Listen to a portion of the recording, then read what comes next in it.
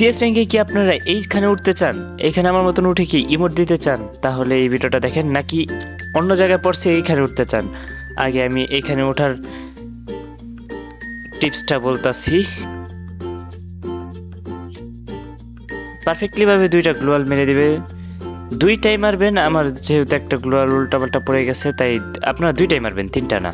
দুইটা গ্লোয়াল মারার পরে এই যে ডাস্টবিনটা দেখতেছেন, এটার উপরে লাফ দিয়ে ওঠার পর আস্তে আস্তে করে উঠে যাবেন। খুব সহজ একটা টিপস। পারফেক্টলি ভাবে দুইটা গ্লোয়াল, মানে দুইটা গ্লোয়ালের বেশি ইউজ করবে না, দুইটা গ্লোয়াল মেরে উপরে উঠে